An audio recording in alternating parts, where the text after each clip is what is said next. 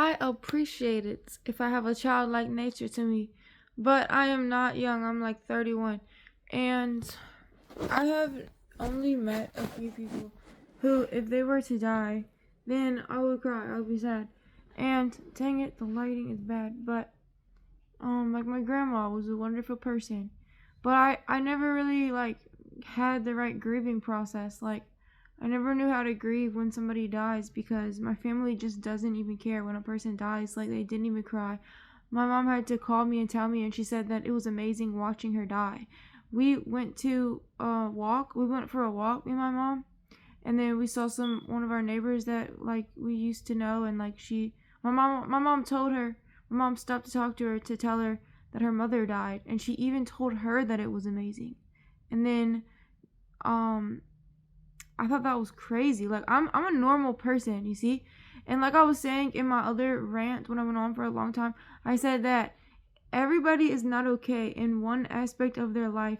They're all trying to get to the perfect, or maybe every single aspect of your life is bad. But everybody's crazy in one way, or either they're not crazy at all, but then everything is being attacked or something. So like I'm saying, it may appear that like I'm crazy or something, but when God saved me, like I had been telling myself I was crazy when I was like 19. I had accepted it that I was crazy. I thought that I was just gonna die. I thought I was like some crazy drug addict that couldn't really like get her thoughts straight, get her words straightened out. Like I would just slur my speech. I was taking Klonopins, but I was also mixing it with alcohol and drugs and stuff and cocaine. So I was like basically like don't even remember hardly anything, but I know I got like abused a lot and I don't even remember it hardly. So I'm like, I don't even, it would just worry me because I wouldn't know like what happened. And anyway, I just felt like I was going through hell, but then God saved me and He told me that I'm not crazy at all, like not even in the slightest. Because when you get mad, like I was saying before, that's the Spirit of the Lord in you to kind of cut you off from those people that are really actually crazy. So then you'll be fighting, you don't even know why. And but that your actual like craziness, like your anger level is on a very sane level. Like so somebody who's crazy has anger in them for no reason and just wants to like hurt people that are innocent, like, like moi, like, when I was a little kid, like I'm innocent, whatever. But anyway, so but you're innocent too, if you know you are, you are. So like no matter if you've sinned, because I used to think I'm not innocent, but then God made me realize like I never even really, my heart wasn't even in this, my heart wasn't even in sinning. So He will make you feel like you can have a fresh start, like you're a child again, and that the Spirit of Jesus is the comforter. So I guess this is gonna be Bible study number 4. Maybe I'll read the Bible. Maybe I'll just make a video, like another rant. So anyway, so I'm trying to say my family is completely batshit crazy, but to the public they're not. So once I got saved, I really paid attention to like everything they did and said, and I felt like so isolated and alone. Like I didn't think that they catered to the fact that I just quit doing all these drugs, the fact that a miracle had just happened to me. They didn't acknowledge it. They were actually, trying to deny it. They were being passive aggressive, wanting me to flip out again, wanting to make me mad, like wanted to. Then when I get mad, then they want to act like they didn't do anything, because of how sneaky their insults can be. So people can really actually be driving you crazy, and then you blame yourself. You want to be the problem. You want to be like that puzzle piece that needs to be fixed. Or if it's a math equation, you want to be X or Y so you can be interchangeable to fit their equation. But once God fixes you and you're like, I actually am brand new, I can go fit and work out this equation. But then you get to the equation and the whole equation is a problem that you are like, this is not gonna work out, So anyway, Like, even when my grandma died on my dad's side, it was when our family came to visit them. And then she had, like, cancer. But then it was when my mom and us were there that we were sitting at the breakfast table, and she just fell over dead. And then my mom took us to the trailer next door, and my grandpa's trailer. And then we just watched TV. And they're not like white trash or anything. It's just that he had a trailer, but they had like a house next door in the country, in the middle of, like, in the middle of nowhere. But the weird thing is that my dad was the only one who grieved about it. My mom, like, taught us to not even care when somebody dies. So then when my friend's dad died, like, her dad was almost like a dad to me, but I didn't know how to cry, even at the funeral. I just, like, you become, like, hardened because, sometimes you can have bad parents that want you to be like the same way as the rest of the world, which I'm telling you, these people are heartless. Like, I've never met a person that was probably like I don't know if something's wrong with me, because, like, I don't usually cry when people die, but I mean, unless it's like way after the fact. But and then when I really think about it, it makes me sad. But I'm really talking about, like, people think that I don't know what love is. They think that I'm, like, heartless or something because of lies also. So I'm telling you that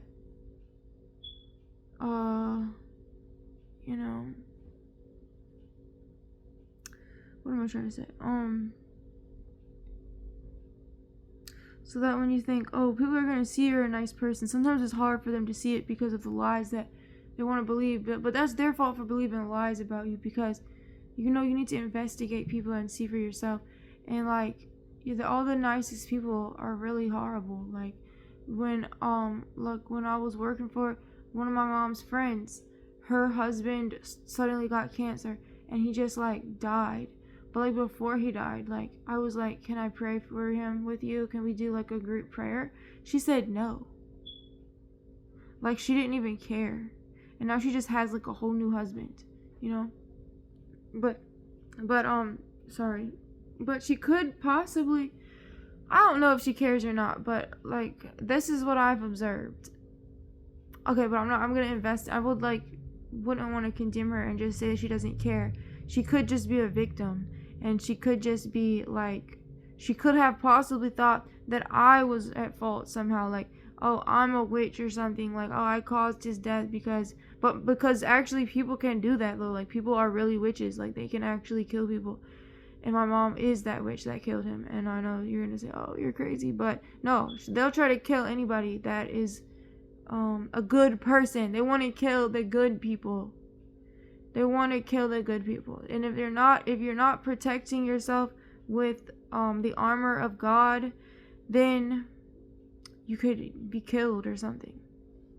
Or even if you are protecting yourself with the armor of God, if it's in your heart, though, that you don't even want to be here anymore, though, like, for real, though, like, you might die, but then you'll go to heaven. But I'm just saying, like, maybe those people are, happier now. Like, they're in peace because they are in heaven. So anyway, like, I could imagine that it would hurt if somebody you loved died, like your child, or like somebody, like your spouse, somebody you're really, really close to. And then this lady didn't even have kids, but I've never even experienced that love, to have a person die, for me to mourn about it. I've never even found the value in other people, because they're not giving me any value. Like, they're not saying that I have any value. So people to me don't have any value. And that is the heartless world that we're living in, is the world that's coming to a point where, actually, maybe we should do a Bible study, coming to the point where people are just going to start killing each other because like, they are drunken off of craziness. That's what the Bible said, like, when I was just reading it. I guess let's read it again. Revelation. Okay, but let me go to this one too.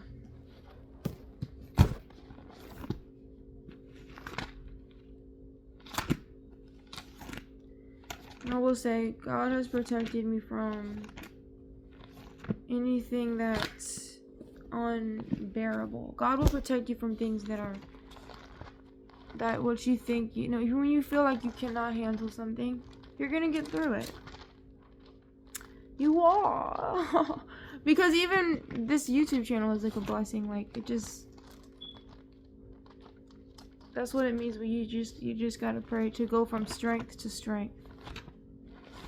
You know, another person can be your strength, and it can cheer you up, and you can be like, now what would have tossed you into the waste bin, now you can actually pick up yourself and go, because you feel like you have some value, and you do. And you know, because it's up to it's you're probably, I'm speaking to people who are like-minded, but you're probably more righteous than the people around you, and so they want to make you feel like, are you good enough? But then you got to think about, is this the right place for me? But if God put you there, then he probably can make a way for you to be there, you know? And but you gotta figure it out, like, if it is in God's will for you to stay or go, or, you know, wherever you belong. But I would say give things a shot before you just quit, you know? So, as much as you can before you feel like, you know, like, sometimes, like, I've felt as if I was certain about something, and that's how I know that I need to go or something. When it becomes like I have to be completely 100% certain before I completely, like, would cut somebody off, and then know for a fact, like, that they cannot ever, you know, because even in a relationship, some people think that they can, if you were to go into another relationship, that they feel like they have such a big place in your heart or something, that you're still holding on to them, and that if you were to try to move on, then they could always come back. But I'm telling you, like, that's why I've been abused before, because I have to know for a fact that I would never be with this person again. So that there's no way, like, there's no doubt in my mind. Like, I would rather just be like, okay, let me just see if I can understand, like, where they're coming from. Like, maybe God loves them, you know, before I would be like, for my own life, I need to just love myself. Before I would be like that, I gotta rule something out 100% to where I'm 100% certain, you know? But anyway, that's not what I wanted to talk about.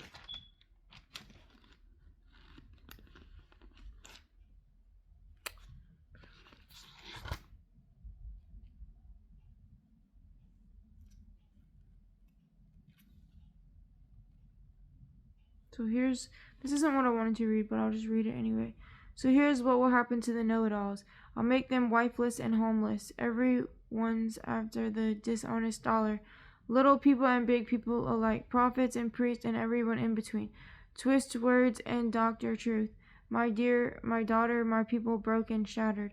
And yet they put on band-aids, saying, it's not so bad. You'll be just fine. But things are not just fine. Do you suppose they are embarrassed over this outrage? Not really. They have no shame. They don't even know how to blush. There's no hope for them. They've hit bottom, and there's no getting up. As far as I'm concerned, they're finished. God has spoken.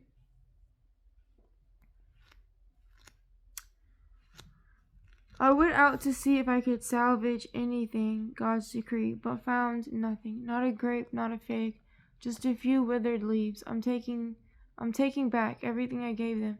So why are we sitting here doing nothing? Let's get organized. Let's go to the big city and at least die fighting.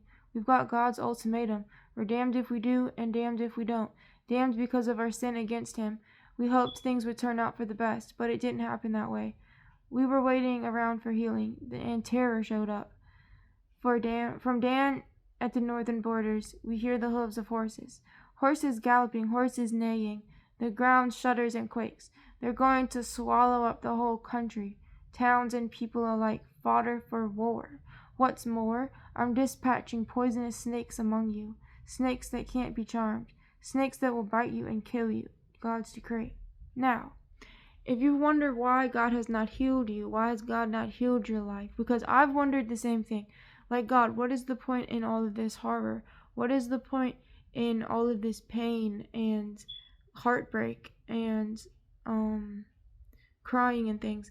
And it's like he's telling me that my purpose is greater than just to love somebody, just to love a man. He's preparing our hearts to enjoy seeing our enemies be killed. He's preparing us he wants us to feel the same anger that he feels. He wants us to feel his wrath, like not on us, because we've already felt the wrath of God, because we have sinned. But he's letting us know that you better not step in the way when I kill somebody, like when I destroy a people. Like, don't try to save them. Let them get what you felt. Let them get what's coming to them. Let them get what's coming to them. So, like, I'm telling you, he will make you into a warrior, like a warrior princess. Not just a housewife, like a warrior. Like, you're gonna be like fighting a battle one day with Jesus. You gotta kill these people one day. And there's like the Battle of Armageddon or something, I think. So, so anyways, and it says, I'm down in grief. I'm heartsick. Oh, listen. Please listen. It's the cry of my dear people, reverberating through the country. Is God no longer in Zion? Has the king gone away? Can you tell me why they flaunt their plaything gods? Their silly imported no gods before me? Because all of this bullshit, that that they tell you in church, all the sugar-coated stuff, is for the sellouts. Is for them. Is for the people who pretend maybe I'm not going to talk about people. Let's just continue. There's silly imported no gods before me. The crops are in. The summer is over. But for us, nothing's changed. But you can tell when a person is really a Christian or not. You can tell by a slight investigation. Okay? We're still waiting to be rescued. For my dear broken people, I'm heartbroken. I weep, seized by grief. And there's no healing ointments in Gilead. But you see, God still made a way for Jeremiah to be able to get this message out. See, he was interceding for the people of Jerusalem. And this is basically what he's saying. Isn't there a doctor in the house? So why can't something be done to heal and save my dear, dear people? Chapter 9. And we are just like Jerusalem, because Jerusalem was a Christian nation who turned against God, and America is founded on Christian beliefs. At least that's how they come across. Chapter 9. I wish my head were a well of water and my eyes fountains of tears, so I could weep day and night for casualties among my dear, dear people. At times I wish I had a wilderness hut, a backwoods cabin, where I could get away from my people and never see them again. They're a faithless, feckless bunch, a congregation of degenerates. Their tongues shoot out lies like a bow shoots arrows, a mighty army of liars, the sworn enemies of truth. They advance from one evil to the next, ignorant of me, God's decree. And if you're like me, you're not even actually looking for anyone to do right anymore. Like, it's just, that's why we try to stay to ourselves and try and just do your job when you go to work and not really try to get to know anyone, because say you do, and I have tried it, and then they turn they take everything you say, they twist it, and they talk behind your back. So that's why I'm talking on here. That's why I'm not gonna be talking to people like at work, So anyway, because work is about your job, like it's not about gossiping about people. So yeah, like I don't know how to say, like I don't know, like it's just beyond evil. Like people are just so beyond evil that it would be like I just very much doubt people. I really doubt like anybody. Well, actually, like I'm the type of person I can't really help but trust people, but so don't give them a lot of responsibility. Like I'm saying, I've got to be the one that's like always like responsible for everything, pretty much, because people are not responsible. Okay. All right. So Their tongues shoot out lies, like a bow shoots out arrows, a mighty army of liars, the sworn enemies of truth. The sworn enemies of truth. Like they have sworn lies. They've sworn lies against you that they said was true, like swearing it, which is that's unforgivable. They advance from one evil to the next. That means that once they get done hurting one person, they go on and rape and abuse the next. Like, this is the kind of person we're talking about. We're talking about people that advance from one evil to the next. So I said we go from strength to strength. We were going through a hopeless world, but then suddenly there's somebody who gives you strength. So we go from one good thing to the next. They go from one evil thing to the next. That's what gives them joy. That's what feeds their, whatever, their evil spirits or their egos or whatever. They advance from one evil to the next, ignorant of me, not knowing they're being watched, they're being stalked, like God is like a lion hiding in the bushes, stalking his prey. Ignorant of me, God's decree. Be wary of even longtime neighbors. Don't even trust your grandmother. Brother schemes against brother, like old cheating Jacob.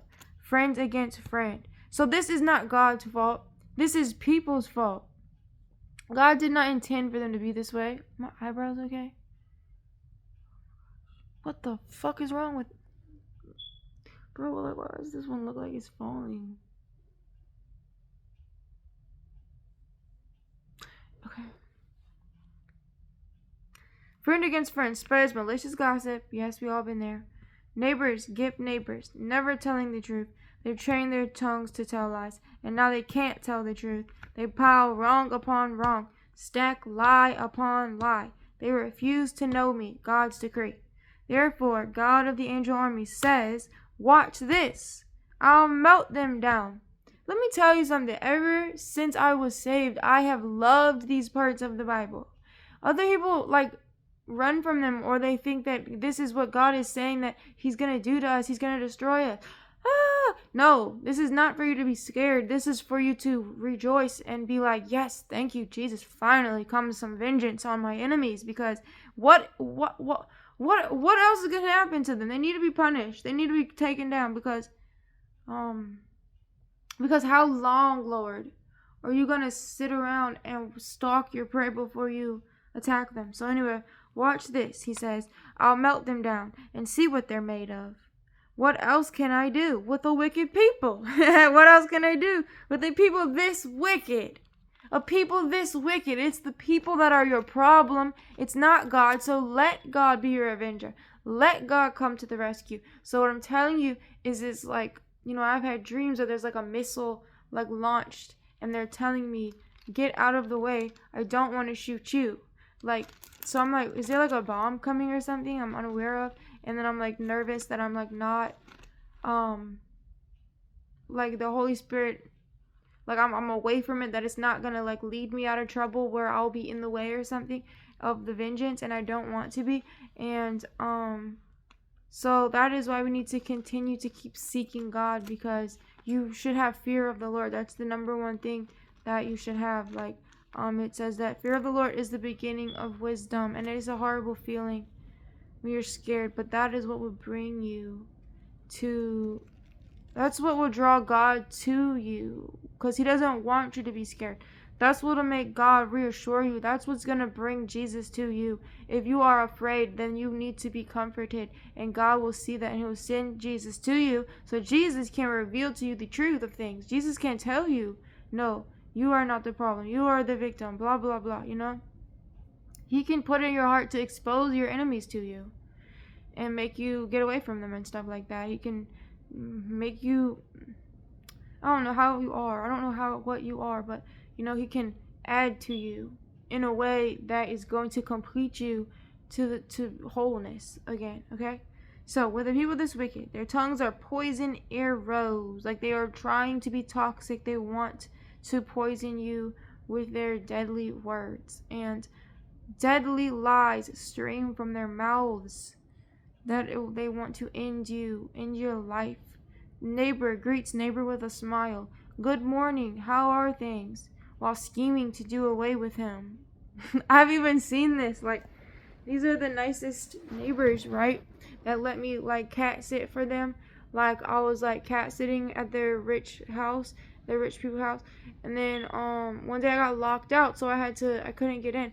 And I didn't have my phone either. My phone was inside.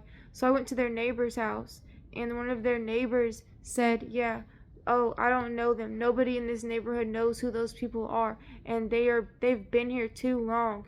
And okay, girl, come inside." And his wife was gone. Like, yeah, sure, I can look in the phone book. Yeah, right, I'm probably not even gonna find their number, but yeah, come inside though. Come inside my house. In a creepy way, like as if he thought that this was gonna be that he's just gonna take his chances to try to have sex with me, because that's what men will do. They'll just try to have sex with anybody. Like, and if you aren't appalled and just like, no, I'm not going to, then you'll get raped or something, because there are just like a lot of lost girls out there that just are like, the world cannot be this crazy, and then it is like, no, the men really are really that bad, like that they would just take advantage of a girl because they just don't know what they're doing, like they're just naive, like just doing what everybody tells them to do or something. So anyway, like those people were so nice, and then this guy just said, well, like he just didn't even want them there no more. He just like, yeah, they've been there for too long. And these are people who are Christians though. These people who I was like staying at their house watching their cat. These are really nice Christian people that are like just the best people. And then they I just think when you really are a Christian though, God puts some kind of protection over you so you can hold your ground, okay? So they say, good morning, how are things, while scheming to do away with him. Do you think I'm going to stand around and do nothing, God's decree? Don't you think I'll take serious measures against a people like this? I'm lamenting the loss of the mountain pastures. I'm chanting dirges for the old grazing grounds. They've become deserted wastelands too dangerous for travelers. No sound of sheep's bleating or cattle mooing. Birds and wild animals all gone. Nothing stirring, no sounds of life. I'm going to make Jerusalem a pile of rubble, fit for nothing but stray cats and dogs. I'm going to reduce Judah's towns to piles of ruins, where no one lives. I ask, is there anyone around bright enough to tell us what's going on here? Anyone who has the inside story from God and can let us in on it? Why is the country wasted? Why no travelers in this desert? God's answer, because they abandoned my plain teaching. So I guess there was no person to answer him. So God answered him, because they abandoned my plain teaching. They wouldn't listen to anything I said, refused to live the way I told them to. Instead, they lived the way they wanted and took up with the Baal gods, who they thought would give them what they wanted, following the example of their parents. And this is the consequence. God of the angel armies says so. So, the devil is a liar. The devil is whoever was backing those Baal gods who thought that they could give the people more than what God can give them, which God can give you enough and more than what you need. And I'm just like starting to feel sick. Like I don't know what's wrong with me. I just feel like kind of sick all of a sudden.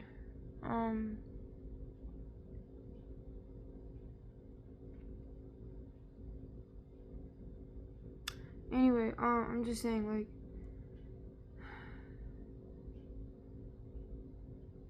my parents wanted me, like, and my brothers to live whatever way we wanted to. Like, they encouraged us to not have one religion. They'd be like, yeah, like, you can go to church with your friend, but oh, just so you know, even when after I was saved, she thought she was the voice of God or something like that, just because she says it is true. I just want you to know, Elizabeth, that there is no, like, right religion. Everything is the same. Everything is just, like, all, the oneness, like, oh, the universe, blah, blah, blah. You know what I mean? And I just was quiet because she's crazy, and I used to get mad at her, but I just said I need to get away from this. This is crazy. Like, you know, I don't even, that wasn't even, I think I already left at the time, but like she still would try to sneak these little things in my head, because I'm like, if you are just a naive person, you're gonna just believe what your parents say, and they're gonna lead you astray sometimes. And like, she's like, I just wouldn't mind you, doing drugs, but it's just that you do so much. Or I wouldn't mind. And it's like, clearly I have a problem. Clearly, like, I need help. Like, something happened to me for me to want to do a bunch of drugs. Like, it's as if these people have no emotions whatsoever. Like, I don't think RH negative people are even human. I don't think they have emotions, because I've talked to her before, and I have said, Mom, I feel like I don't even understand how people are happy anymore. Like, I want to be happy like them. I see that other people are just happy. I want to be like that. Like, why can't I feel normal anymore? Because it was because of this is what I'm talking about. It's because I was around my family, and I was watching them, and I was like so sad and depressed, because I'm like seeing that they are actually insane, and that everything they say is like weird or crazy or something. But they are the ones that appear to be sane to society. They are the ones, because they automatically they are quick to call somebody else crazy. Even people who are just going through normal things. Like, if you have had a loved one die, and you've lamented, you've been sad over it, but yet because that was such a hard thing, like, nobody's gonna blame you for crying. Nobody's gonna say that you're crazy, because there's a big huge proof right here for why you're upset. Like, for why you're upset. But everybody has a reason for, most people have a reason for why they're upset over stuff. And then they hide, the abusers, or the people who are gossiping about them, they hide that part. So I've just overheard like lots of gossip where I'm like, well, I mean, I feel like we should be feeling sorry for these people, not like gossiping about them.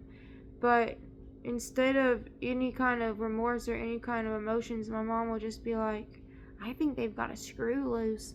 I think that they're crazy. Almost like crazy, like you should be scared of them, like stay away from this person. That's how she talked about me too.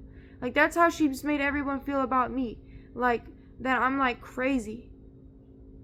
So it took a supernatural spirit, like, and then stupid Christians will get mad at me for saying supernatural, which you know what I mean. It took something that was a miracle for me to understand that I'm not crazy. Because nobody could tell me that. Nobody could tell me that or anything. They could look at me and know it and just hide it and just talk behind my back. So they watched me almost die, and God waited for that to happen so that he knew for a fact that these people need to be cut off. Because I'm saying, like, God will almost let you fall, as if you're holding on to a bungee cord or an umbilical cord, and then you just cut your own cord, and you just like, to the point where you just like cut it off, and then you just fall, and then God will just catch you, because he's got to test you to see. You got to know that even if you fall, God's going to catch you, because that gives you like the most strength out of anything in the world, more than any of these other gods can give you, or ball gods or whatever. Because when they fall, who's gonna catch them? Nobody. Because that devil is, that God is a liar. Their God is the devil. Their father is the devil. So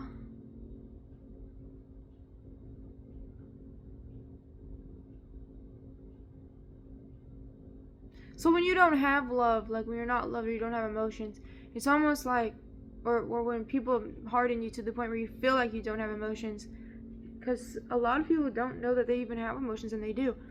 So when you're like that, the only thing that you do have is pride. You don't know how to have, like, it's not even the person's fault. Some people are like prideful, they don't even know how to be any other way.